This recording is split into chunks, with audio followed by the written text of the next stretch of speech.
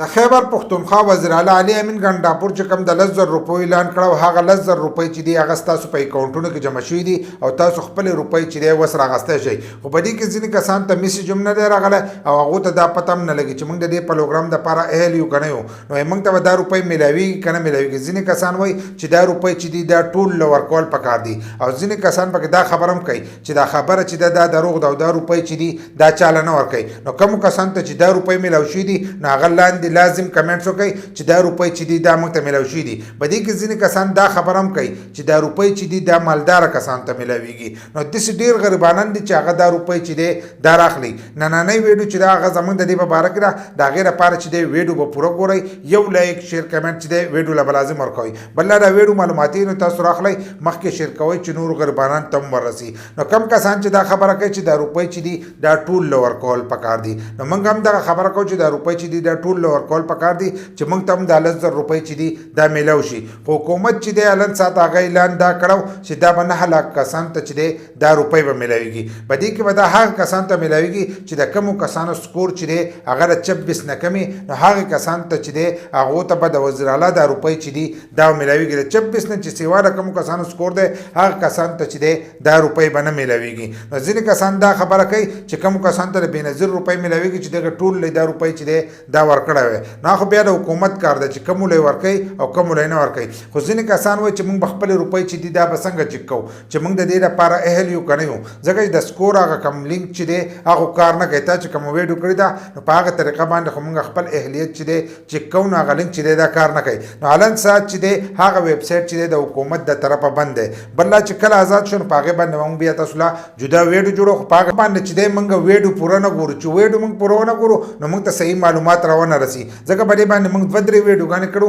چې تاسو به خپل سکور چې دی دا به څنګه چک کوئ نو کومو کسانو چې چک کړی هغو ته الریډي پته لګي چې زموږ سکور چې دی د 26 نه کم دی او موږ ته به دا روپۍ میلاویږي خو په دې کې ځینې کسانو ته چې دی میسج راغلی د بینک د طرفه ورته میسج راغلی د الفلا بینک د طرفه چې ستاسو په اکاونټ کې 10,000 روپۍ جمع شوي دي او کم نږدې چې ستاسو په خوا کې الفلا بینک دی هلته لاړ شئ او خپلې روپۍ چې دی دا راواخلئ نو که الفلا بینک ته تاسو لاړ شئ نو هلته کې به هم د ATM په تر باندې چې دی دا روپۍ به رالی خو زیاتر کسان داسې دي چې هغه د ATM په طریقه باندې چې دی په دې نه پوهېږي ځینې کسان وایي د دې لپاره به کارډ جوړول غواړي نو د دې لپاره کارډ جوړول نه دي په خپل شناختي کارډ باندې چې دی دا تاسو د ATM په تر باندې چې دی دا روپۍ هم رایستی شئ خو دغه طریقه ګرانه ده نو تاسو ځئ کوم ځای کې چې د بېنظیر روپۍ میلاویږي هلته لاړ شئ او خپل شناختي کارډ ویسئ او خپل شناختي کارډ چې دی دا چک کړئ که ستاسو په اکاونټ کې دغه 10,000 روپۍ جمع کړئ نو تاسو ته به دغه 10,000 روپۍ چې دی دا میلاو شي دغه شان د دې 10,000 روپو سره چې دی تاسو ته به د ماشومانو وظیفه چې ده دا به هم میلاویږي که تاسو د خپلو ماشومانو وظیفه نه یې راغستې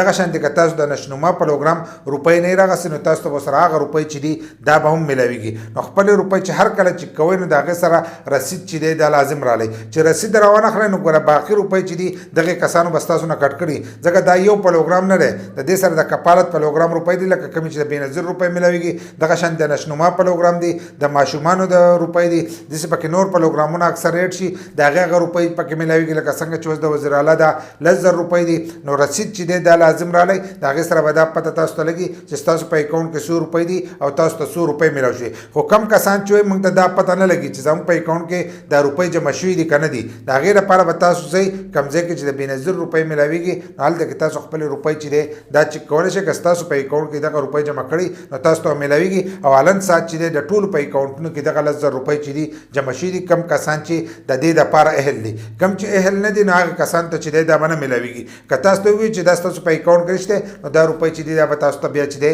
نه میلاویږي ځکه د روژې اخرنۍ ورځې دي او په دې وخت کې چې دی د ټولو په اکاونټونو کې دي نو خپلې روپۍ چې دي دا اوس چک کړئ که ستاسو په اکاونټ کې جمع کړئ نو تاسو خپلې روپۍ چې دی دا رایستی شئ